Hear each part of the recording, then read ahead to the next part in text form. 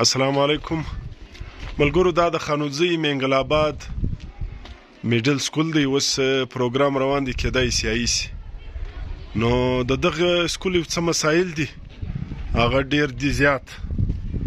اوله مسله خې دا ده چې دغه دلته چې کوم دغه ورشاته مځکه ده دا زموږ د کلي والا زموږ د تربرو ده. بهرحال خو دغه سکول دغسې دي په مابین کې څه مسایل دي د کور اوبه راوځي. نو د سکول والا دا شکایت لري چې زموږ ګردې اوبه زموږ پر سکول راسپرې دي.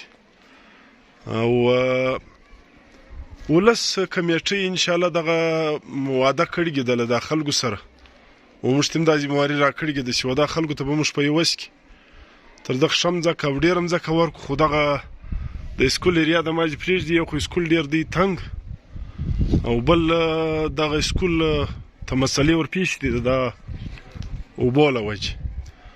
او دغه دی دغه موږ د ښکاره کوو دغه اوبه هم رایلاجي له دا کوره زه دا هم زموږ د کلي والا زموږ د تربرو کور دی.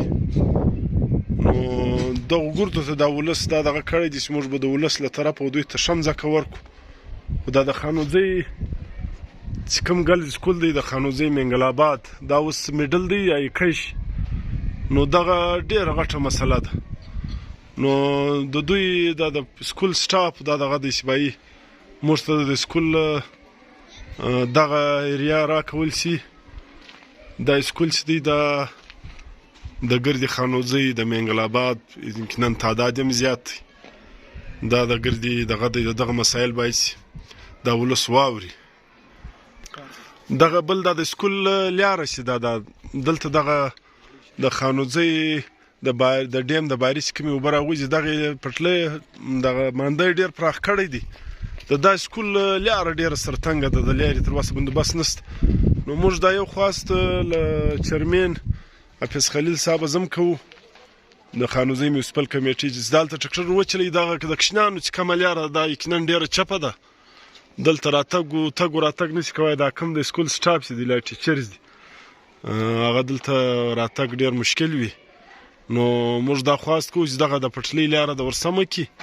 نو به د خلکو د کشنیانو دپاره تګ و راتګ اسانه وي. دغه ګرلز میډل سکول دی د خانوزۍ منګل آباد. یقینا دا سکول ډېر کوچنی هم دی تنګ هم دی. د کمرو دا ترتیب هم سرچپ دی. نو موږ دا خواست هم کوو چې باید دا سکول د مځکه نوره ورزیاته کړي.